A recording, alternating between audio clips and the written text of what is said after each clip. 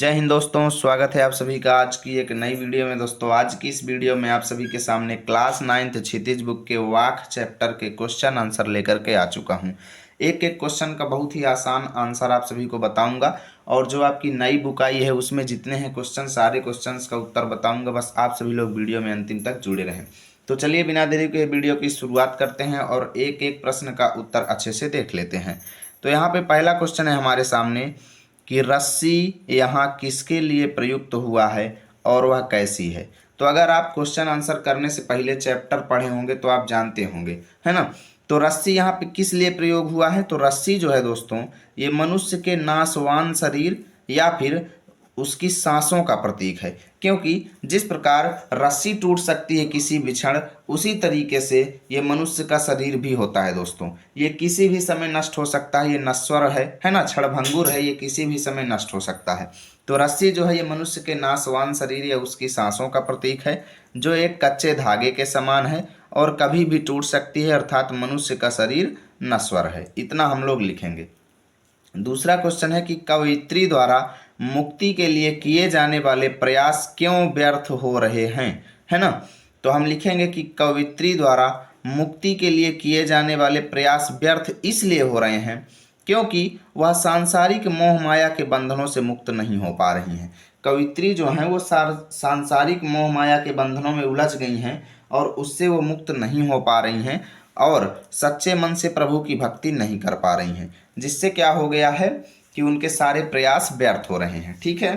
तीसरा क्वेश्चन है कि कवयित्री का घर जाने की चाह से क्या तात्पर्य है ना। यानी जब आप चैप्टर को पढ़ेंगे तो एक जगह कवयित्री ने घर जाने की चाह यानी घर जाने की इच्छा व्यक्त की है। तो घर जाने की इच्छा से कवयित्री का क्या कहना है?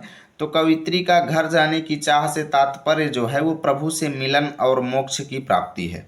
वह इस सांसारिक माया जाल से मुक्ति पाकर अपने वास्तविक घर अर्थात परमात्मा की शरण में जाना चाहती हैं। इतना हम लोग लिखेंगे। चलिए अब देखते हैं चौथा क्वेश्चन। तो हमें यहाँ पे भाव स्पष्ट करना है।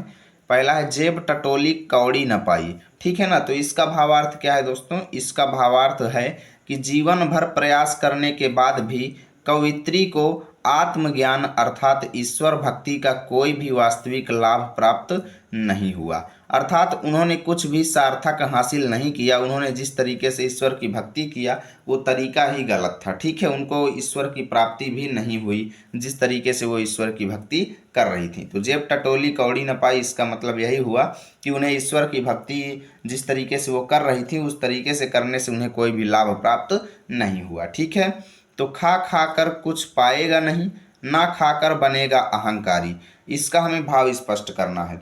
तो खा खा कर कुछ पाएगा नहीं, इसका मतलब ये है कि जब आप केवल सांसारिक सुखों में लिप्त रहेंगे तब आपको ईश्वर की प्राप्ति नहीं होगी। साथ ही अगर आप सारे सांसारिक सुखों को त्याग ही दे करके बस केवल ईश्वर की भक्ति बस में ही लग जाओगे तो उससे भी आपको कोई प्राप्ति नहीं होगी। कवित्री कहती हैं कि आपको थोड़ा बहुत सांसारिक सुखों में भी लिप्त होना चाहिए और ईश्वर की भक्ति भी करनी चाहिए, यानी आपको दोनों तरीके से समभाव रहना चाहिए, यानी संयम स्थापित करके काम करना चाहिए। तो हम लिखेंगे कि इसका भावार्थ है कि केवल भौतिक सुखों में लिप्त रहने से कुछ प्राप्त नहीं होगा और पूरी तरह से त्याग करने पर अहंकार आपके मन में उत्पन्न होगा। क्योंकि भाई अगर किसी सारी सुख सुविधाओं का आप त्याग कर देंगे तो आप अपनी इंद्रियों पर जीत हासिल कर लेंगे और इंद्रियों पर जीत हासिल करने वाला जितेंद्रिय कहलाता है और यही अहंकार आपको भी हो जाएगा।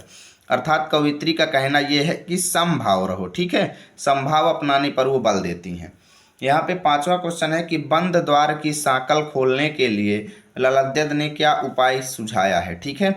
तो हम लिखेंगे कि ललद्यद सुझाव देती हैं कि मनुष्य को भोग और त्याग में संतुलन रखते हुए संयम से जीवन जीना चाहिए, ना अधिक लिप्त होना चाहिए और ना ही पूर्ण विरक्ति अपनाना चाहिए।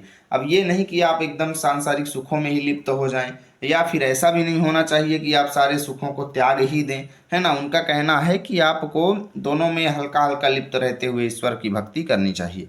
छठवां क्वेश्चन है कि ईश्वर प्राप्ति के लिए बहुत से साधक क्या करते हैं? हठयोग जैसी कठिन साधना भी करते हैं कि या तो ईश्वर को प्राप्त कर लूंगा या अपने प्राण त्याग दूंगा, हठयोग का मतलब है, ठीक है। यानी हठयोग जैसी वो जिद्द करते हैं लेकिन उससे भी उनको ईश्वर की प्राप्ति नहीं होती, लक्ष्य प्राप्ति नहीं होती। यह भाव किन पंक्तियों में व्यक्त हुआ है, यानी कविता की कौन सी पंक्तियां ये भाव व्यक्त करती हैं?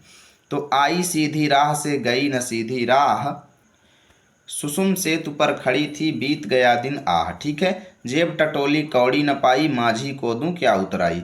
ये पंक्तियां जो हैं दोस्तों यही अर्थ व्यक्त करती हैं, तो हम इतना लिखेंगे। सातवां है कि ज्ञानी से कवित्री का क्या अभिप्राय है, अर्थात कवित्री किस व्यक्ति को ज्ञानी समझती हैं। तो लिखेंगे कि कवित्री ज्ञानी उसे मानती हैं जिसने आत्मा और परमात्मा के संबंध को जान लिया हो तथा अपने अंतर्मन में ईश्वर को पा लिया हो। कवित्री उसी को ज्ञानी समझती हैं। यहाँ से हमारा चैप्टर खत्म हुआ। यदि वीडियो अच्छा लगा है तो लाइक करो, दोस्तों के पास शेयर करो। मिलेंगे आप सभी के साथ अगली वीडियो में, तब तक के लिए जय हिंद जय भारत।